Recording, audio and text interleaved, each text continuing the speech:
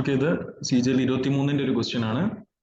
Question നോക്കുകയാണെങ്കിൽ അതിൽ പറഞ്ഞേക്കുന്നത് A trader allows A 20% trade discount. ഒരു ട്രേഡർ 20% ട്രേഡ് ഡിസ്കൗണ്ട് കൊടുക്കുകയാണ് ആൻഡ് 30% ക്യാഷ് ഡിസ്കൗണ്ട്. അത് കഴിഞ്ഞിട്ട് അതിന്റെ കൂടെ ഒരു 30% ക്യാഷ് ഡിസ്കൗണ്ടും കൊടുക്കുകയാണ്. ഓക്കെ, പിന്നെ അടുത്ത് പറഞ്ഞേക്കുന്നത് if the list price is 1200. List price എന്ന് പറയുന്നത് അവിടുത്തെ കടയിൽ എഴുതി വെച്ച പ്രൈസ് അല്ലെങ്കിൽ മാർക്കറ്റ് പ്രൈസ്. അപ്പോൾ മാർക്കറ്റ് പ്രൈസ് 1200 ആണെന്ന് പറഞ്ഞിട്ടുണ്ട്. Selling price ചോദിച്ചേക്കാണ്.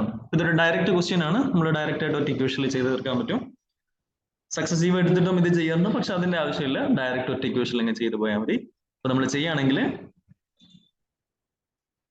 ആദ്യം പറഞ്ഞേക്കുന്നത് മാർക്കറ്റ് പ്രൈസ് 1200 ആണെന്ന് തന്നിട്ടുണ്ട്. പിന്നെ ആള് ഡിസ്കൗണ്ട് കൊടുക്കുകയാണ്. അപ്പം ആദ്യം 20% ഡിസ്കൗണ്ട് കൊടുക്കണം. 20% ഡിസ്കൗണ്ട് കൊടുക്കുകയാണെങ്കിൽ മാർക്കറ്റ് പ്രൈസിന്റെ 80% കൊടുക്കുന്നത്. അപ്പൊ 1200 × 80/100 അങ്ങനെ എടുക്കാം. നമുക്ക് ഫ്രാക്ഷൻ വെച്ച് ചെയ്യാം. ഫ്രാക്ഷൻ വെച്ച് ചെയ്യുകയാണെങ്കിൽ 20% എന്ന് പറയുന്നത് 1/5 ആണ് ഫ്രാക്ഷൻ. അപ്പൊ 1/5 ഡിസ്കൗണ്ട് കൊടുക്കുകയാണെങ്കിൽ 1200 1/5 പോയിട്ട് അത് അതിന്റെ 4/5 ആയിട്ട് മാറും.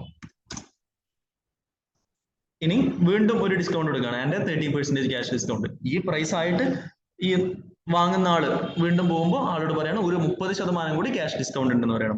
30% എന്ന് പറയുന്നത് 3/10 ആണ് ഫ്രാക്ഷൻ. 3/10 ഡിസ്കൗണ്ട് കൊടുക്കുകയാണെങ്കിൽ അത് 7/10 ആയിട്ട് മാറും.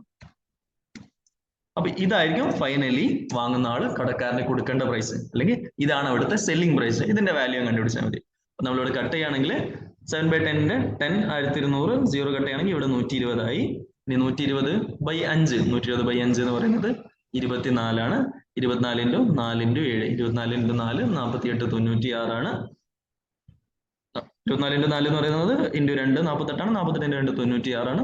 ഇനി 96 × 7 ആണ് നമുക്ക് കണ്ടുപിടിക്കേണ്ടത്. 96 × 7 എന്ന് പറയുമ്പോൾ 630 പ്ലസ് 42 വരും. 672 ആൻസർ വരും. 672 ആൻസർ വന്നേക്കുന്നത് ഓപ്ഷൻ 3 ആണ് ഇവിടെ ആൻസർ വന്നേക്കുന്നത്.